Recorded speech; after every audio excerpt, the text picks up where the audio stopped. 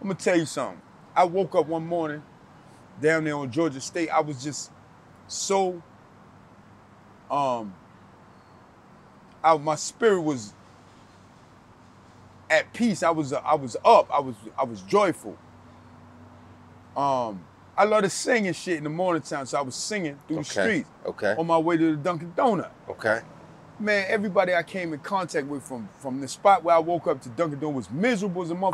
Now these the people say they got this shit together now. You know what I'm saying? Mm-hmm. These are the people that say, hey, you got the problem, that's pointing the finger at me talking about you got the problem, I don't. You see what I'm saying? I work every day. But why, if you got it all figured out, why the are you so miserable? You see what I'm saying? Why are you not at peace? You understand what I'm saying? What's your, just, people probably will see this, right? Let's say it goes viral and a lot of people get to see you. What's your name? What do you, are you comfortable with them addressing you, or like, hey, what's up? So, like, what would you tell them your name is, or, yeah? They call me not out here on the street, K-N-O-T, like tie a knot in your shoe. And I told, on another interview, I told that because I got something what you call puma in the back of my head. It's a fat tissue, but to me it's an eyeball because it keeps me, it's those eyes behind my head to be able to watch these, you know, it's like when they tell you keep your head on a swivel, that's that eyeball behind my head watching my back. But my real name is Eric. I was born and raised in Brooklyn, New York originally, you know what I'm saying? Raised in New York. How was Brooklyn at the time? Like, what was the energy like? B-boy era. You used to dance? Yeah, I was with the popping and the breakdancing and all that, yeah. Rapping and all that, you know what I mean? You know, like Slick Rick, Yeah. Special Ed, Yeah. Busta Rhymes, all them niggas my personal homeboy.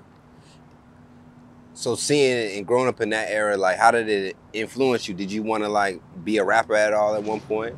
I mean, you know, the music is in me. I walk around here, you know what I'm saying, a lot of times just, you know, rapping to the universe, you know what I mean? It just, you know, like, the hip hop is just like, it's like a mood though, you know what I'm saying? Nigga can't walk up on me and say, yo, bust a verse for me. Because a lot of my shit is freestyle. Yeah. But if I get in the zone and I get in the mood, you know, sometimes I go on for hours and hours just, you know what I'm saying, busting shit. Some of these niggas around here could tell, you know what I'm saying, like in the moonlight, I be around here doing you know, just performing, you know what I'm saying? Not for them, but for me, you know, to entertain myself. Right. So, born and raised in Brooklyn, so you went to school out there, high school? Yeah. What kind of student were you? Not going to school student. Yeah, you know what I'm saying? I cut a lot of classes. I mean, for me back then, I was scholastically inclined, but I didn't really, you know, just get into the Christopher Columbus shit, because I couldn't identify with that shit, you know what I'm saying? Do you think that turned you off? Because, you know, schools aren't really teaching us about our own history. Right. So do you think maybe that would have changed if you would have learned about who you were as a person and your background? Yeah, you know what I'm saying? The history part of it was just certain classes that reading comprehension and math was always, I was always attentive in those classes, but that wasn't enough to get me through school, you know what I'm saying? Right. You know what I'm saying? I could do well in those classes, but it wasn't enough to get me through school. I wonder, did you feel like you could actually use those things? Is that what that was? Like, I could use that? Because right now you go to school, I've never used certain things that I learned in school. It'd be like, what was that for? I don't write in cursive. Right. So what was that for? Is that how you was feeling? Like, what? I get that, because I say this to a lot, you know, I talk to people on all different levels. Right. I'm out here speaking to the college graduates. I'm speaking to the street element. I'm speaking to the wealthy. You know, you run into a lot of people in Atlanta.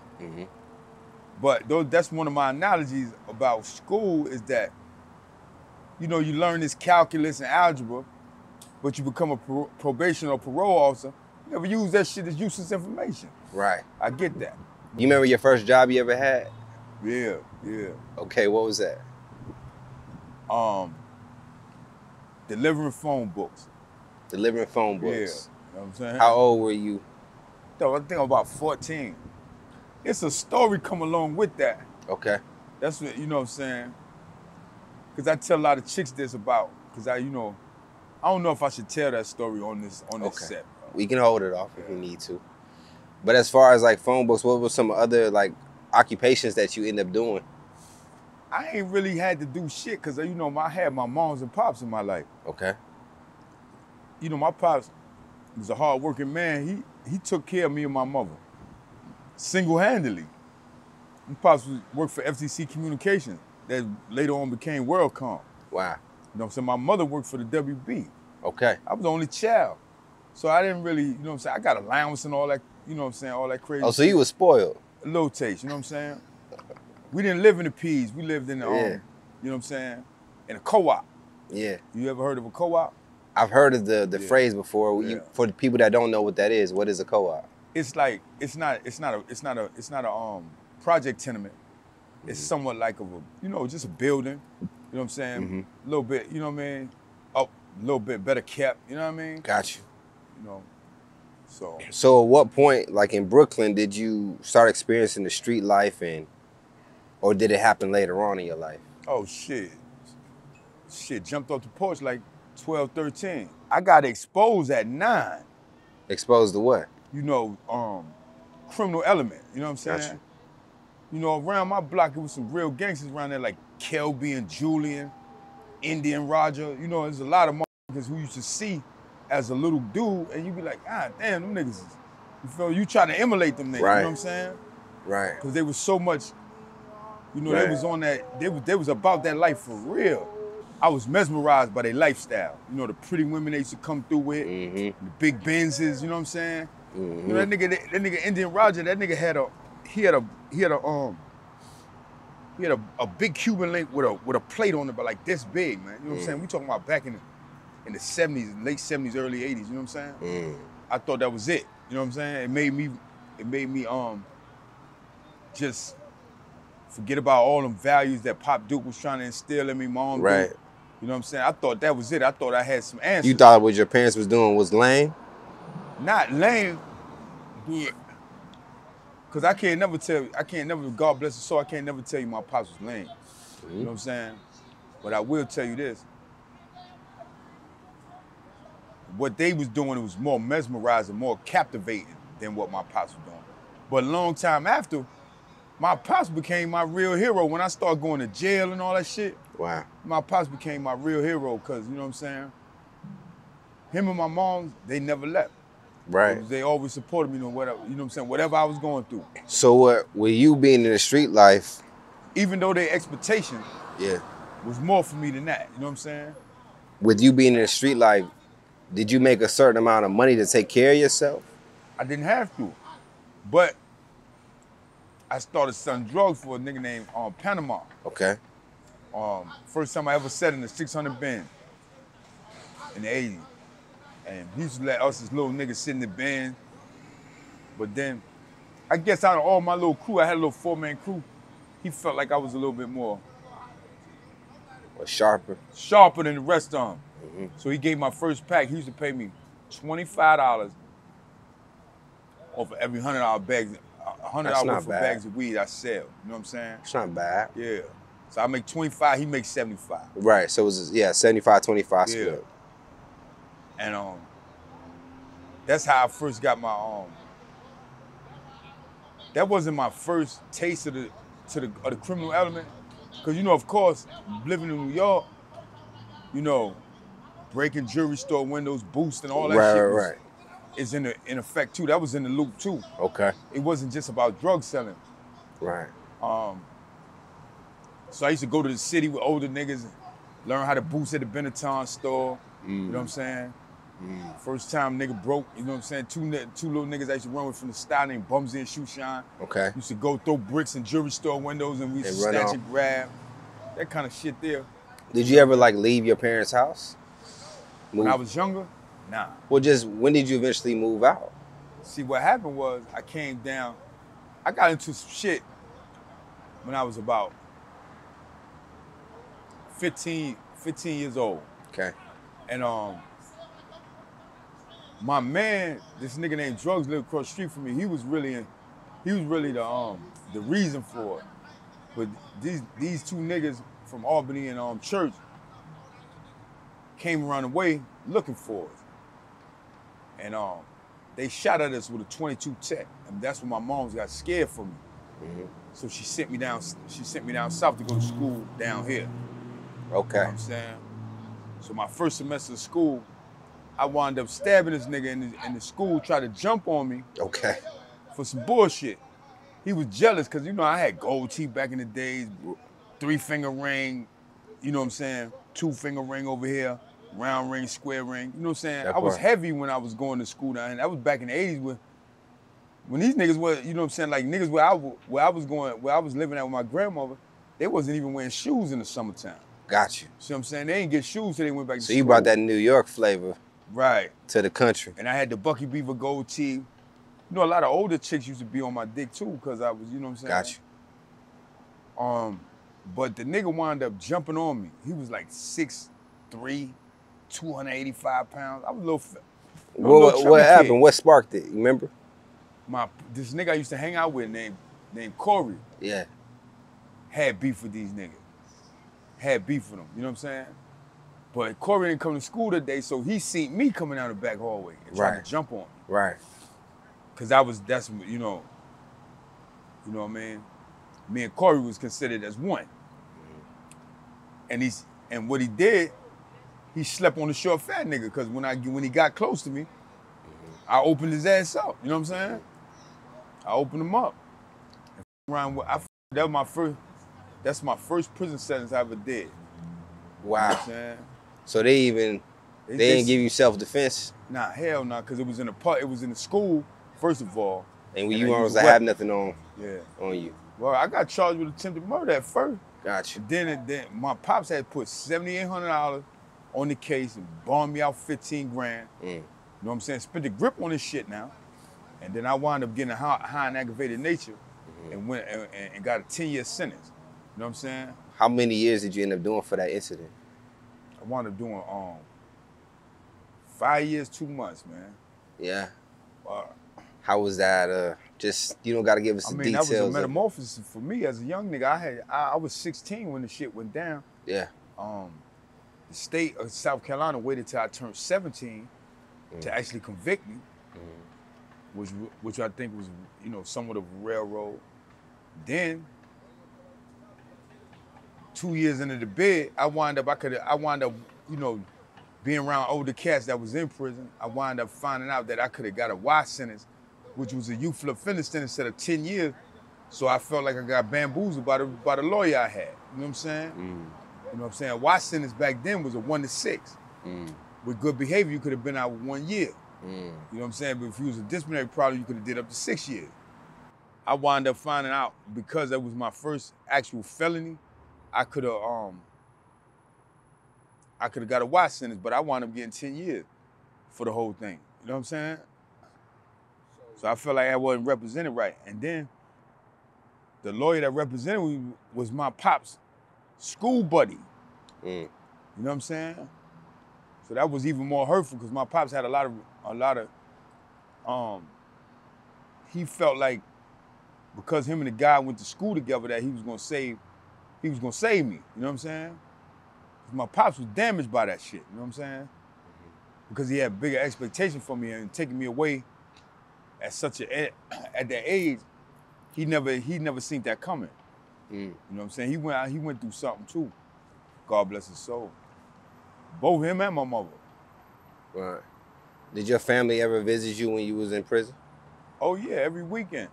See, my moms and my pops still stayed in New York, but they used to send my grandmother down there every weekend to see me. You know what I'm saying? My grandmother and my aunt. Yeah. You know what I'm saying? And of course, I had the woman that wound up being my wife. She was coming. You know, she was coming too. Wow. Yeah. So love is something that we all experience. How did you know that she was gonna be your wife, the woman that was visiting you? I didn't, because we wasn't even on that level. You know what I'm saying? It was more of a lustful thing, doing them times and them beginnings right there. And I don't really want to talk about that shit, but she was like, I felt like I was tricked into marriage more so than anything. Cause I didn't want no wife or nothing like that, but we was staying together. Something my mother and father didn't agree to. And because we were staying together and it was already a kid involved, yeah, I went ahead and got married to her. On my my question own, would without no blessing from my people. Wow. Did I hurt you? In the long run, it did, because, you know what I'm saying, we wasn't compatible. I had no chemistry at all. Right. That shit shouldn't have never happened, you know what I'm saying? Right. And right now, to this day, me and her don't even like speak on her, you know what I'm saying? We couldn't co-parent the shit once we got divorced. Wow. How many kids do you have? 3. 3. You get a chance to see your children? Yeah. They right around here in this area. Okay. Not in this area. My closest one is my daughter. Dope. You know what I'm saying? She had a chance to check on you, make sure you're all right? Yeah. But I'm going to tell you, being that me and their mother's relationship was so fucked up, is the reason why me and my kids don't have a good relationship. Because, you know, she planted a lot of fucked up seeds in my kids' head about me. Right. Of course, I'm going to be accountable for the shit I did. Right. But they don't never give me my credit, you know what I'm saying? Because the house that I bought, the house that we lived in when I moved down south, that was a house that was bought by me. She ain't had shit to do with that. Right. I provided that. You know what I'm saying? Because my pops had just passed away. He left me and my mom's a good grip. So I put the 15 grand on the crib through the you know, what he had left me. You know what I'm saying? Yeah. At what point when you came out of prison, did you get on your feet right away, or how did you ultimately end up in the streets? You know, prison do two things for a nigga. This is what I learned out of being out of prison so long. It either scare the shit out you to where you never go back, or you think you the ultimate motherfucking criminal. You know what I'm saying? And that's what it did for me. It made me think I was a better criminal. So when I hit the ground running, you know what I'm saying? The streets embraced me because my people was already in the streets doing their thing. Gave me a pack, you know what I'm saying? And start selling. You know what I mean? But how do we, you making money though, but how do we go from we making it to it ain't, did we just stop hustling? What happened? What was the moment that things trying to change for you? I don't know, I think it was some of the gift and the curse, because I was from normal people who used to try to attack me about being in the street. But I feel, you know, in the game, in the streets, it teaches you that the game chooses you. You don't choose the game. You see what I'm saying? So the shit that was happening to me in my actual life wasn't lining up with what my people was telling me. You know what I'm saying? You feel me? And I felt like the game was choosing me at that time. Were you making good money at one point? Yeah, I mean, this was 92. You know what I'm saying? The crack game was good to a nigga back then. You know what I'm saying? And I don't like to glorify the selling the drugs because I did so much shit. It's 9,999 ways to get money. I know damn near all of them. Right. You know what I'm saying? And drugs to me was something just for that moment. But what happened was I started getting high in the process of selling drugs. So I started, you know what I'm saying, I started being a lot of other shit to the game besides a drug dealer, you know what I'm saying? How did you ultimately become homeless? You talking about, see, I've been homeless twice. Okay. Present day. You want me to know? Or just in general. I ain't never had to be homeless, man. People who know me know I'm from good stock. Right. But I'm outside the box. See what I'm saying? Like, say for instance, this time with my mother. I came home from prison. My mom's opened her doors to me. My mom's got a big crib in another city. 2-sided crib. I only, you know what I'm saying, where she live on one side, I live on the other. But me being in her spot was crowding her space. My mother went from lounging in her living room to coming home every day, going straight in her room, locking her door. You know what I'm saying? And it heightened my awareness. I said, damn, my presence is really invading her space, like crowding her. And I don't never want to see her feel uncomfortable in her space. So I came back to Atlanta, but when I came back to Atlanta, I didn't have a plan. So the only thing I knew was this homeless shit. You know what I'm saying? So I fell back to the ground, trying to put it together. You know what I'm saying? Then the drugs was already in play. The using the drugs was already in play, and you know. You remember the first time you were exposed to crack? Yeah. I started smoking when I used to sell, but I was smoking on the low. Oh, they said that's the rule you're not supposed to do. Yeah. Don't get high on your own supply. The drug game was boring to me.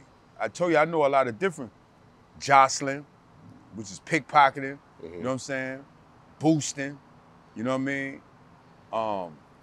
Just a lot of different hustles, street hustles I can get into. You know, 3-car Marley, all that shit. I know all that shit. Right. You know what I'm saying? Robbing, you know, I done got my feet wet and all that shit. But the drug game for me was always boring. And then because of my, you know, my Black history understanding, it's a genocide. You know what I'm saying? If you ever read the Jim Crow letter and all that shit, you know, we do it to ourselves. Willie Lynch. The Willie Lynch letter, yeah. Yes, sir. You know what I'm saying? The Willie Lynch letter, you know what I'm saying? It was no longer the slave masters who was doing it to us, we were doing it to ourselves. Yeah. So when I got hold to all that kind of information, it kind of like made a bad taste. But then I couldn't understand why I jumped from one side to the other, you know what I'm saying? Right. But I was still part of the problem. I wasn't part of the solution because I was using drugs. Right. I didn't alienate from the shit. I went from selling drugs to using drugs. What did you ever aspire to be if you wasn't rocking with the streets? When I was a little nigga, I always wanted to be a airline pilot.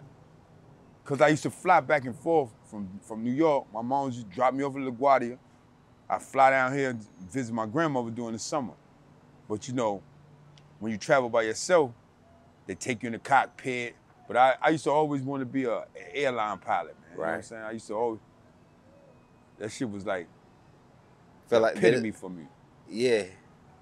So like present day, what are the struggles that you're kind of going through right now, just that people may not know? Because a lot of times when we walk past homeless people, we kind of just don't think nothing much. We might blow them off or have misconceptions. They do. I get that a lot myself.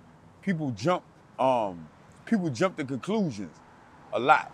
Yeah. Cause all the time my rap ain't about, yo, let me get something or whatever. My rap is about what makes you function the way you function. What makes you misconceive a lot of shit that's in your reality every day because of the way you think. Right. But you know, I get the brush off of the blow off from people, but does it hurt you? It don't hurt me. I'm a broken man anyway. So can you break a plate in half and still eat off it? If you glue it back together, what you think? I mean, if you glue it back together. If you break it in one half, yeah. If you break it in half, yeah. Could you glue it back together and eat off it? I've never attempted, but I'll say, yeah, why not? Gorilla glue. Now that same plate, what if you broke it into 1,000 pieces? Could you still? That'd be too much. It'd be too much. And that's what I am. I'm broken in 1,000 pieces right now. Not just by my life experiences, but the shit I see coming off everybody else. You know what I'm saying? Because I believe what you put out into the atmosphere is what you attract, bro. Yeah. You know what I'm saying? And a lot of times people think when I vent out or I voice out that it be me, but sometimes the universe is showing you yourself because we all a reflection of one another. You know what I'm saying? A lot of times I say the shit that people scared to say or the shit people don't want to say. I was a couple weeks ago, I met a man, a professor, down in the city of Atlanta, in front of the Royal Crown. Okay. And we was kicking it, and he was a professor. He said he gave up on the States a long time ago. He went to the jungles of India and stayed with the Navy over 9 years. Okay. But after our conversation, guess what he told me? He said, you're a hunter, and people don't like, people can't conceive, you know what I'm saying, the motives of a hunter. He said, but you also are the reflection of everybody's failure. How did you interpret that?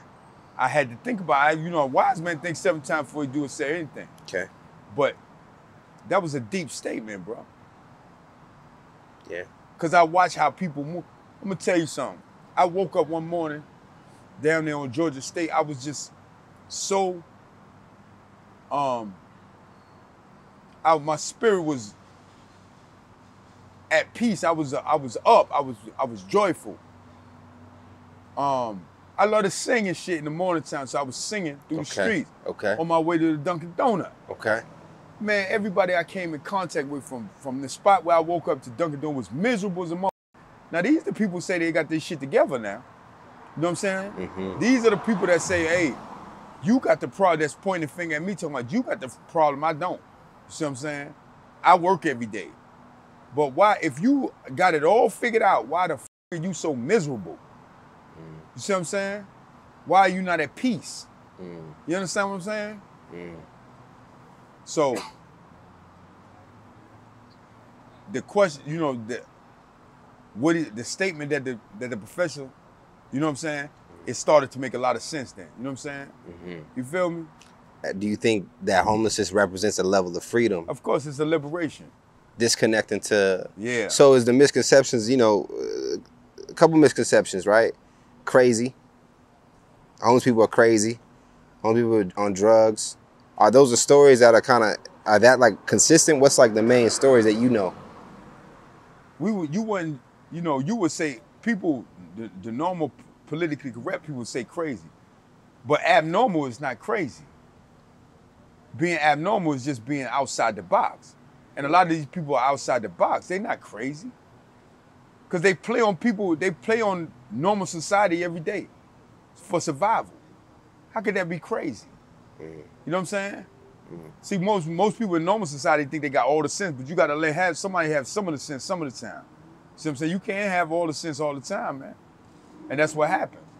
People play on the motherfuckers, you know what I'm saying? Play on people's intelligence. And that's how they get over.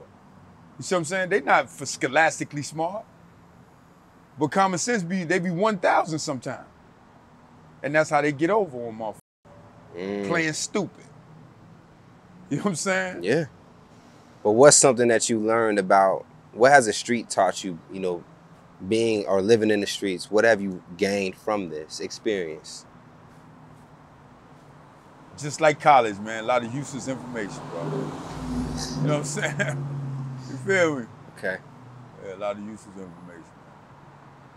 For real. Yeah. Because now that I'm, you know what I'm saying, I'm looking to improve my quality of life. And you know, once you want to improve your quality of life, you have to come out of the streets.